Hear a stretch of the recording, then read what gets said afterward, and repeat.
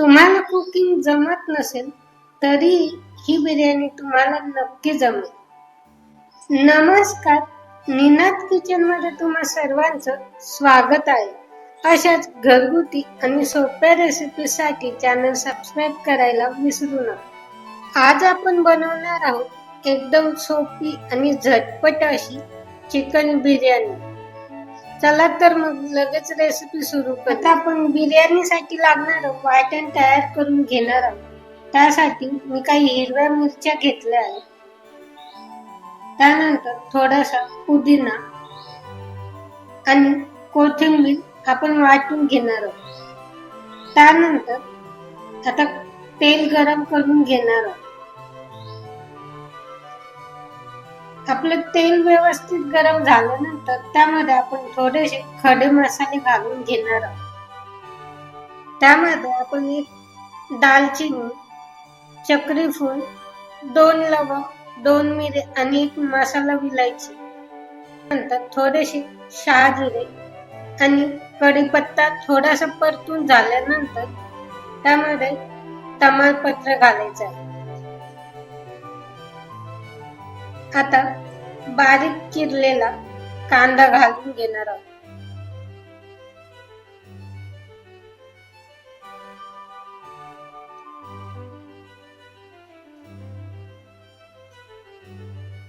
आता कांदा व्यवस्थित असा हलक्या सोनेरी रंगावर परतून घ्यायचा आहे.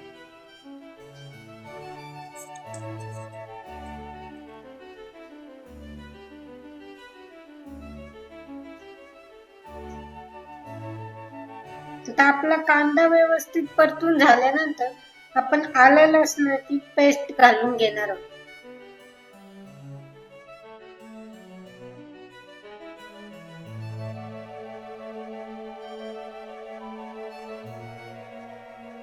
आता आले लसूण व्यवस्थित परतून घेतल्यानंतर आपण काही मसाले घालून घेणार आहोत.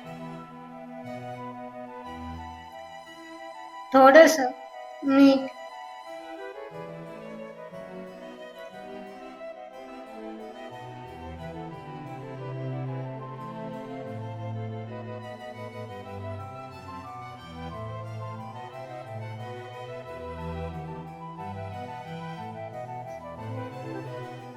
थोडीशी हळद,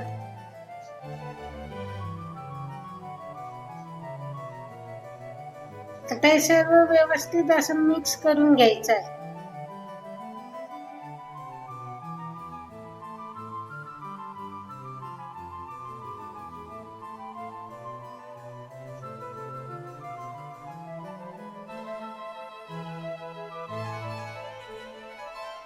थोडासा गरम मसाला घालून घ्यायचा.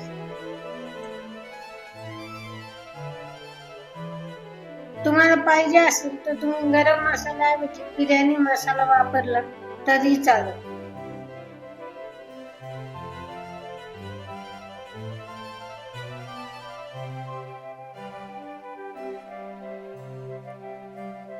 आता थोडस तूप घालून घ्यायचं आहे.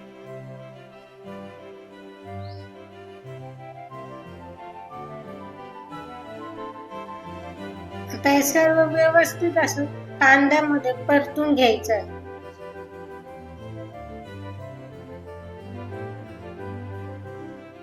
त्यानंतर आपण वाटून घेतलेला हिरवा मसाला,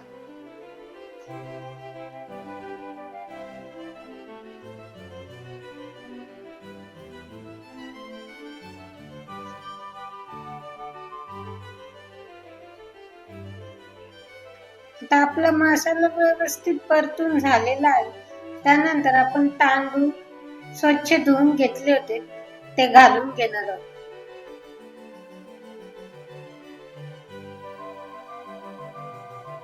तर तांदूळ व्यवस्थित अशा मसाल्यामध्ये मिक्स करून घ्यायचे आहे.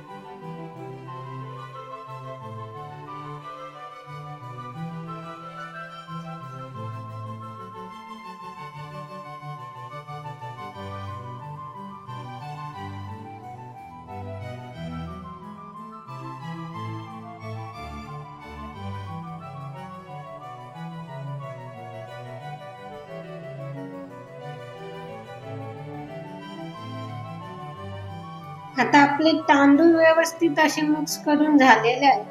त्यानंतर आपण शिजवून घेतलेलं चिकन घालून घेणार आहोत.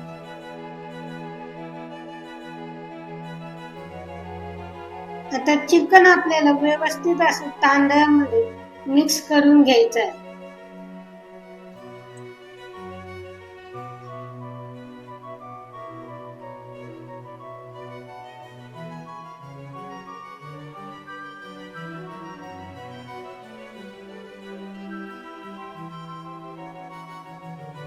आता चिकन व्यवस्थित मिक्स करून झाल्यानंतर आपण थोडस गरम पाणी घालून घेणार आहोत.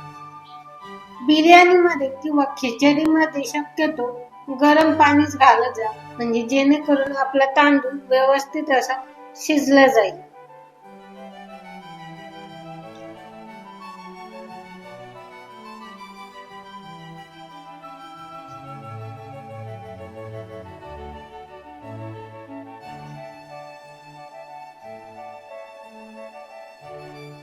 आता झाकण ठेवून आपण एक 10 ते 15 मिनिटासाठी बिर्याणी शिजवून घेणार आहोत. आता तुम्ही बघू शकता आपली बिर्याणी व्यवस्थित अशी शिजली गेलेली आहे.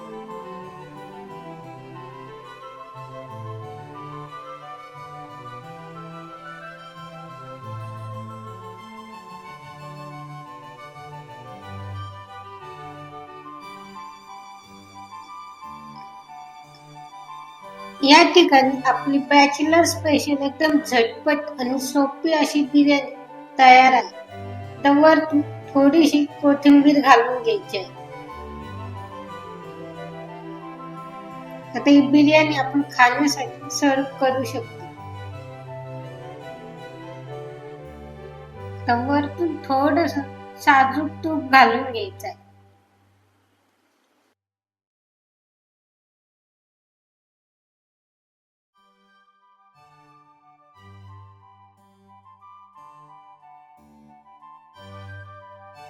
म्हणजे बिर्याणीची टेस्ट तर एकदम जबरदस्त लागते. पहा किती छान फ्लफी आणि मसालेदार बिर्याणी तयार झाली आहे. तुम्हाला ही रेसिपी कशी वाटली मला कमेंट करून नक्की सांगा आणि तुम्ही ही बिर्याणी नक्की ट्राय करा.